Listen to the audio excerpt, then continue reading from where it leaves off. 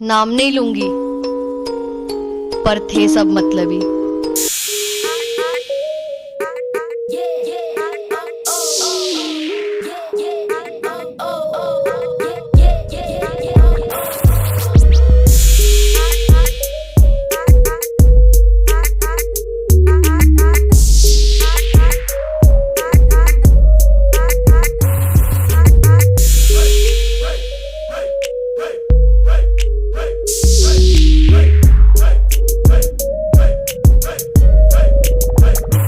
Good morning friend. तो कैसे हो सभी लोग। तो यहाँ पे सुबह के हो गए हैं 8:30 और टैशन सो रहे हैं सुबह 8:30 बजे धूप में।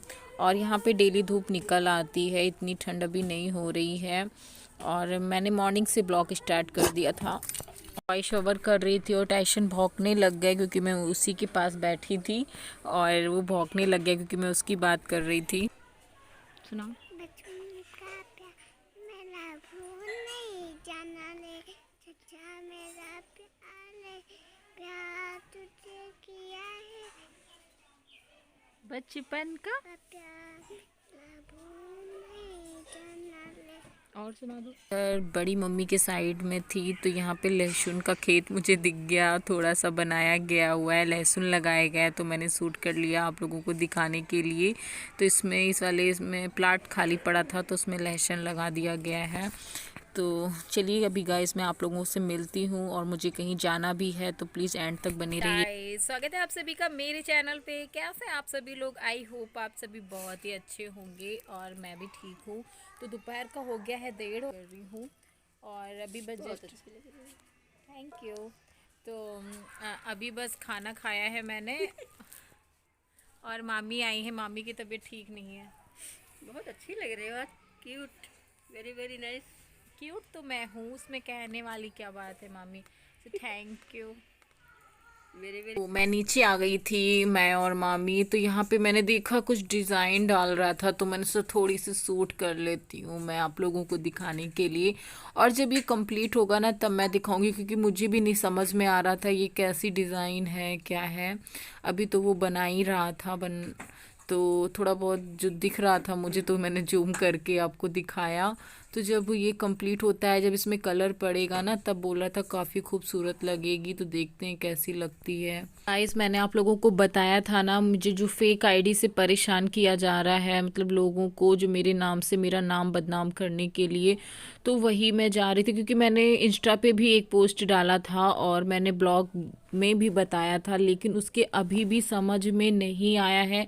वो बराबर वही तरीके से बात कर रहा है और मतलब इतनी घटिया तरीके से बातें कर रहा है लोगों से कि ऐसे करके वो बात कर रहा है जैसे कि मैं बहुत ही लोगों से गंदी तरीके से बात करती हूँ। तो इसलिए मुझे समझ में नहीं आ रहा था कि मैं क्या करूँ। मैं 3-4 दिनों से काफ़ी डिस्टर्ब भी रह रही थी और मुझे काफ़ी टेंशन भी है गाइस सच में।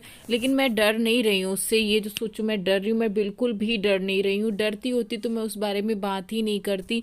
तो मैंने डिसीजन लिया है, मुझे उसकी मैं कंप्लेन करूँगी जाके पुलिस स्टेशन। और मैं अप्लीकेशन भी दूंगी और उसके नाम से जिस नाम से उसने बनाया है। तो वही मैं यहाँ पे रेडी हो रही थी जाने के लिए क्योंकि वो कुछ भी करता है ना तो जो भी करे वो मुझे बस जानना है कि वो बंदा है कौन, कौन है जो मेरा नाम बदनाम करना चाह रहा है।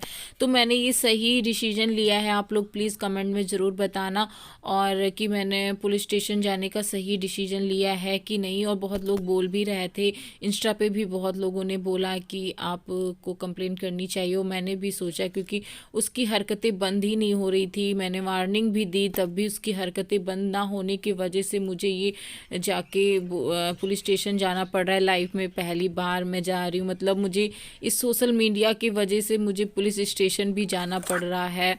क्या क्या दिन आते हैं कुछ समझ में नहीं आता है, लेकिन कोई बात नहीं।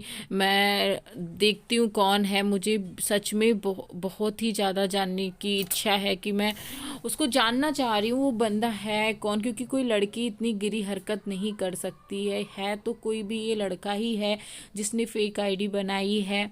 तो मैं और मम्मी जा रहे हैं, दोनों जन जाएंगे और देखते हैं वहाँ पे क्या होता है क्या नहीं।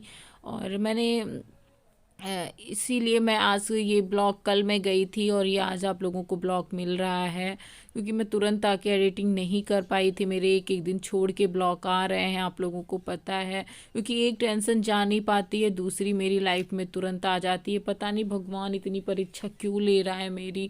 मैं बहुत ज़्यादा परेशान हो चुकी हूँ इन सब चीज़ों से, क्योंकि मैं सुकून से जीना चाहती हूँ, लेकिन लोग हैं ना जो मुझे सुकून से जीने ही नहीं देते हैं। खुद पता नहीं उनको क्या मज़े आ रहे हैं। इसीलिए आप लोग देखते हो मैं रोती बिल्कुल भी नहीं हूँ, क्योंकि मैं जो रोऊंगी ना तो उन लोगों को मज़े आते हैं जो मेरे साथ में ये सब कर रहे हैं ना, उन वो मेरे आंसू ही देखना चाह रहे हैं। पर मैं बिल्कुल भी नहीं रोऊंगी कि उनके सामने या मैं कैमरे के सामने बिल्कुल भी नहीं रोना चाहती हूँ। तो यहाँ पे मैं अपने घर से निकल चुकी हूँ, मैं अपने मोहल्ले से बाहर आ गई हूँ। मैं हूँ, मम्मी है, आप लोग अभी देख लेना। तो चलिए चलते हैं, देखते हैं क्या होता है वहाँ पे, क्या बोलते हैं, क्योंकि सब कुछ पहली बार हो रहा है, पहली बार मैं जा रही हूँ, तो मुझे भी थोड़ा सा अजीब ही लग रहा है। लेकिन कोई नहीं, चलते हैं। जब वहाँ तक बात पहुँच ही रही है तो चलते हैं पुलिस स्टेशन और देखते हैं वहाँ पे सर क्या बोलते हैं क्या नहीं बोलते हैं। मैं बताऊँगी उनको अपनी सारी बात जो हो रहा है, और फिर क्या होता है मैं आप लोगों को बताती हूँ। तो मैं पहुँचने ही वाली हूँ, थोड़ी दूर पे बचा है। तो यहाँ पास में पत्थर शिवाला है, तो मैं वहाँ पे सोच रही थी माथा टेक लेती, लेकिन वहाँ पे मंदिर ही बंद था। अभी मैं आप लोगों को दिखा रही हूँ, गेट बंद था, क्योंकि दोपहर का समय है ना, तो मंदिर दोपहर में बंद ही रहते हैं, शाम को खुलते हैं 4 बजे के टाइम पे। तो 1:30 2 2 ढाई था ऐसे ही तो यहाँ पे मंदिर बंद था। तो चलो चलते हैं। लेकिन मेरे ये समझ में नहीं आ रहा है ये है कौन, ये ससुराल साइड का है कि मेरे मायके की साइड का है कि कोई और है, क्योंकि इतनी मेरे इतने खास दोस्त हैं सिर्फ उन्हीं से बातें करता है। तो कहीं ना कहीं मुझे लगता है कोई मेरे जानने ही वाला है, लेकिन मैं ऐसे किसी पे ब्लेम भी नहीं लगा सकती कि आप कौन हो कौन नहीं।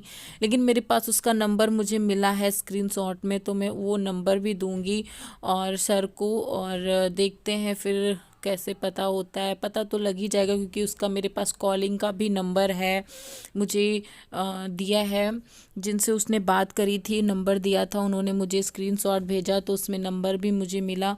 और ये जो 4 व्हीलर जा रही है ना, इतनी पास से मेरे पास से निकली, मैं इतनी तेज़ से डर गई, बच गया मेरा पैर, नहीं तो मैं इस गाड़ी के ही नीचे आ जाती। तो मैं पहुंच गई अपने थाना कोतवाली, और मुझे सच में बहुत अजीब सा लग रहा था, क्योंकि कभी मैंने इसके अंदर कदम नहीं रखा। और सर मुझे मिले, सर ने बहुत ही प्यार से ट्रीट किया, और मैंने जब बताया सर को तो सर स्माइल कर रहे थे, और सर ने मुझसे बोला बैठो, और मैं अभी बात कर रहा हूँ, क्योंकि बहुत सारे केस आते रहते हैं। तो यहाँ पे मेरा सारे काम हो गए हैं, और मैं जा रही थी फ़ोटोकॉपी करवाने के लिए, वही जो स्क्रीनशॉट थे उनकी मैं फ़ोटोकॉपी करवाने जा रही थी। तो इसके बाद मैं करवा के और मैं देने जा रही थी, मम्मी वहाँ पे बैठी थी और मैं करवा के लेके आ गई। फिर अनिका ने बोला था कि पतंग ले आना, तो मैं पतंग लेके आई। तो इस ब्लॉग को मैं एंड करती हूँ, फिर बताती हूँ आगे क्या होता है क्या नहीं। तो मिलती हूँ गाइस नेक्स्ट वीडियो में, तब तक के लिए बाय।